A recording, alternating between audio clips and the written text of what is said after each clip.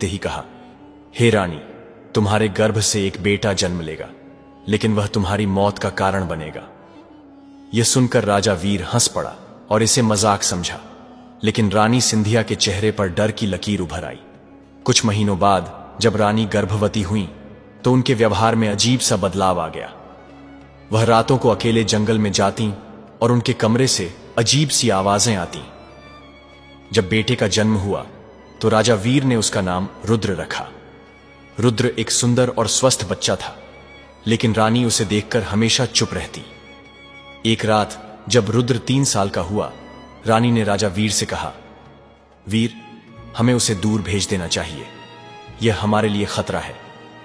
राजा ने इस बात को नजरअंदाज कर दिया, लेकिन रानी के दिल में वह भविष्यवाणी अभी भी जीवित थी। एक रात जब राजा वीर अपनी सेना के साथ सीमा पर था, महल में एक अजीब घटना घटी। रानी सिंधिया ने अपने बेटे रुद्र को अपने कमरे में बुलाया। उस रात नौकरों ने देखा कि रानी के हाथ में एक खंजर था और उनके चेहरे पर एक अजीब सी मुद्रा थी। अगली सुबह जब राजा वीर वापस आया तो उसे पता चला कि रुद्र मरा पाया गया था। उसका छोटा सा शरीर खून से लथपथ था और रानी उसके पास बैठी खामोशी से आसमान को देख रही थी। राजा वीर ने रानी से पूछा, यह तुमने क्या किया? रानी ने कहा, हां, मैंने उसे मारा, क्योंकि वह हम सबकी तबाही का कारण बनने वाला था। यह सुनकर राजा वीर ने रानी को कैद करने का फैसला किया, लेकिन उसे यकीन नहीं था कि रानी सच कह रही हैं या पागल हो गई हैं। रानी सिंधिया को जंजीरों में जकड़कर महल के सबसे गहरे तहखाने में कैद कर दिया गया था। वहां रोशनी का नामो निशान नहीं था, सिर्फ दीवारों से टपकते पानी की आवाज और रानी की सांसों की मध्यम गूंज सुनाई देती थी। राजा वीर ने आदेश दिया कि कोई भी रानी से मिलने न जाए, लेकिन उसका दिल बेचैन था। वह समझ नहीं पा रहा था कि जो औरत उसकी जिंदगी का हिस्सा थी, उसने अपने ही बेटे को क्यों मार डाला। क्या वह सच में पागल हो गई थी या इसके पीछे कोई बड़ा राज था? एक रात जब राजा वीर अपने कमरे में अकेला बैठा अपने बेटे रुद्र की यादों में खोया हुआ था, उसे एक नौकर ने बताया कि तहखाने से अजीब सी आवाजें आ रही हैं। राजा ने तलवार उठाई और तहखाने की ओर बढ़ा। जब वह वहां पहुंचा तो उसने देखा कि रानी जंजीरों में जकड़ी हुई जमीन पर बैठी है और उसके हाथ में वही खंजर था जिससे उसने रुद्र को मारा था। राजा हैरान हुआ। यह खंजर तो उसने खुद रानी से छीनकर महल के खजाने में बंद कर दिया था। सिंधिया, यह खंजर तुम्हारे पास कैसे आया? राजा ने गुस्से से पूछा। रानी ने सिर उठाया और कहा, वीर, यह खंजर मेरे पास खुद आया, क्योंकि इसका काम अभी खत्म नहीं हुआ। राजा वीर के कदम लड़खड़ा गए। क्या मतलब? तुम अब भी खून बहाना चाहती हो? रानी ने मुस्कुराते हुए कहा, नहीं वीर, मैंने जो किया वह तुम्हारी और इस राज्य की भलाई के लिए किया। अब समय आ गया है कि तुम सच जान लो।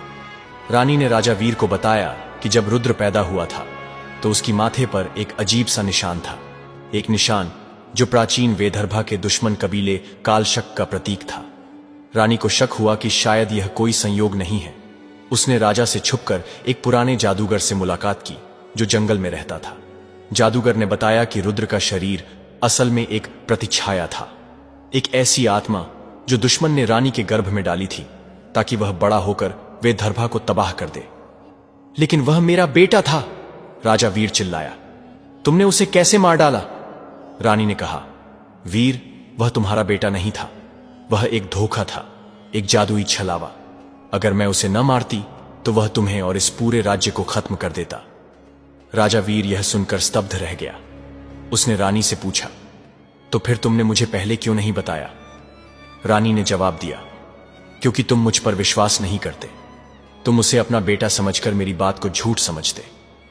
राजा वीर अभी इस बात को हजम करने की कोशिश कर रहा था कि अचानक तहखाने की दीवार पर एक परछाई दिखाई दी। यह परछाई न रानी की थी और न ही राजा की। राजा ने पीछे मुड़कर देखा तो वहां कोई नहीं था, लेकिन परछाई बढ़ती जा रही थी। रानी ने डरी हुई आवाज में कहा, वीर, यह वही है, कालशक का सरदार। अचानक दीवार से एक धुआं निकला और उसमें से एक लंबा काला कपड़ा पहने हुए व्यक्ति प्रकट हुआ।